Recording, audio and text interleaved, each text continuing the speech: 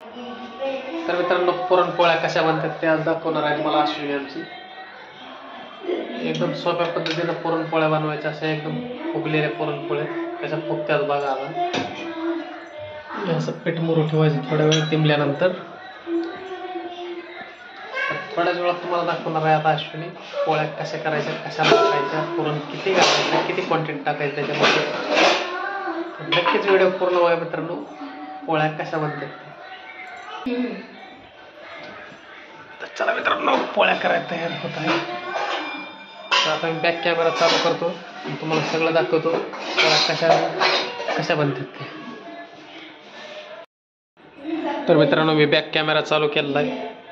तर बघा हो, काही पीठ एवढंच घ्यायचं हा, थोडं पीठ घ्यायचं आणि पुरण जास्त घालायचं. कसं इकडे बघून सांग की. थोडं पीठ घ्यायचं आणि पुरण जास्त घालायचं, मग टम्म फुगते. जास्त पुरण घातल्यावर फुगते का? म्हणजे छान होते असं मऊ पोळ्या होण्यासाठी पुरण जास्त घालायचं. कमी घातल्यावर फुगत नाहीत, मऊ होत नाहीत. चपटे होते. चपटे होते. तर मित्रांनो, पुरणाची ही क्वांटिटी, हे जे पुरण वाटलं आपण त्याची क्वांटिटी जास्त ठेवायची. म्हणजे तुम्ही लाटी केलेली आहे त्याच्यामध्ये एकदम जास्त भरायचं, म्हणजे पोळी एकदम खुसखुशीत होईल. बरोबर ना? तर बघा, अशा लाटायच्या पोळ्या. तर किती वेळ लागते पोळी बनाय? 2 मिनिटात बनते. 2 मिनिटात तयार होती. तर मित्रांनो, 2 मिनिटात पोळी तयार होती. तर बघा, अशा सोप्या पद्धतीने लाटायची. जास्त एकदम मोठे करायची का? एकदम मोठी कशाला?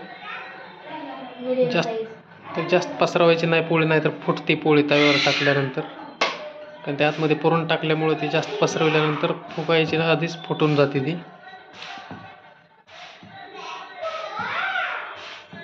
जेवढं आपल्याला राऊंड पाहिजे तेवढंच तुम्ही लाटायची आहे पोळी.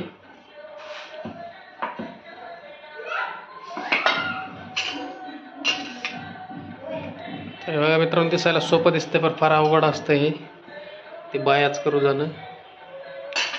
तव्यावर आधी तेल सोडायचं थोडं. तेल सोडल्यानंतर हे बघा, पोळी टाकलेली आहे. दुसरी लाटाई घेतली अश्विनीनं पोळी. तेल टाकल्यामुळे काय होतंय? चिटकत नाही. चिटकत नाही, पटकन येते.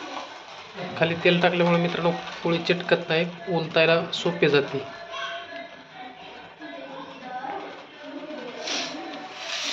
तर हे बघा, एकदम सोप्या पद्धतीने तेल टाकल्यामुळं काही चिटकले नाही, काय नाही. लगेच पलटी केली. तर तेल जर नाही टाकलं तर तुम्ही लगेच ते चिटकन बसणार ते खाली. तर दुसरी पोळी लाटाई घेतली अश्विनी. जे लगभग मित्रांनो 10-15-20 मिनटामध्ये तुमचा पुरणाचा स्वयंपाक होऊन जातो. पण त्याच्या आधी जे तुम्हाला जे करावं लागतं, डाळ शिजवून घ्यावी लागते, पुन्हा त्याला पुरणपात्रामध्ये बारीक करावं लागतं. त्याच्या पहिले कष्ट खूप आहेत. नंतर तुम्ही एक 5 ते 10-15 मिनटामध्ये पुरणपोळ्या लाटून तयार होतात.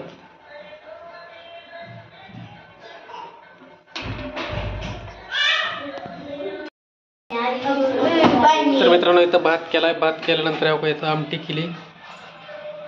हे बघा, आमटीला कशी तर्री आली. आमटी केल्यानंतर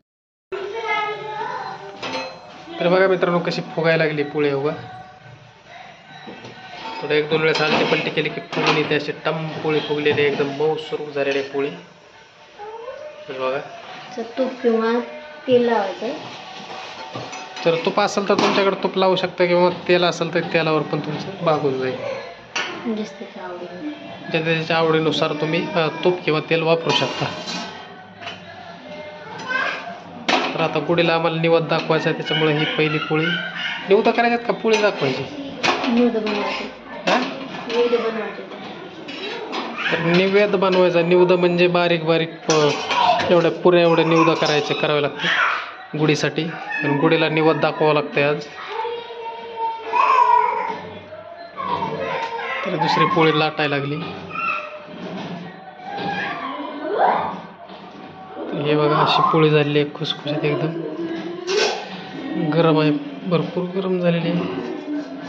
हे बघा. तर या साखरेच्या पोळ्या आहेत मित्रांनो. गुळाच्याही पोळ्या होत्यात, गुळाच्या काळ्या वाईट दिसतात जरा. साखरेच्या पोळ्या पांढऱ्या वाईट दिसतात थोड्या. गुळाच्या ज्या आहेत त्या काळ्या वाईट दिसतात. बरोबर ना?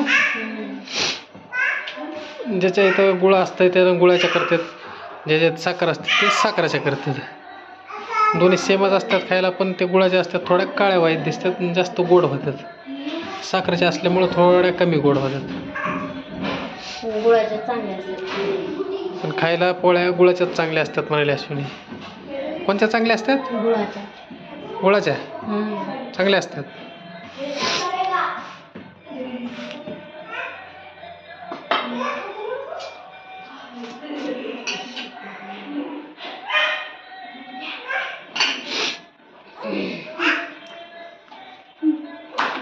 तर हे टाकले दुसरी पोळी. तर हे बघा, हे पण फुगून टम होईल. तर मित्रांनो फायनली आपला स्वयंपाक झालेला आहे. पोळ्या तयार झालेल्या त्या पोळ्या तयार झालेल्या आहेत. तर आमच्या इकडं पुरणपोळ्याच करतात शक्यतो. गुढीपाडव्याला सण असतात की पुरणपोळ्याच होतात. तर तुमच्या इकडं काय करतात गुढीपाडव्याला नक्कीच कमेंटमध्ये सांगा.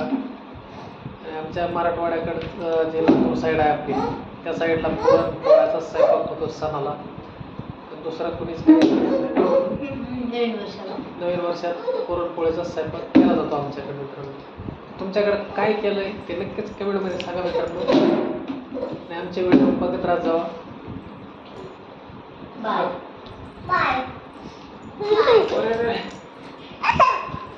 तर हा छोटा मुलगा होता, मोठा मुलगा आहे, ही बच्चे.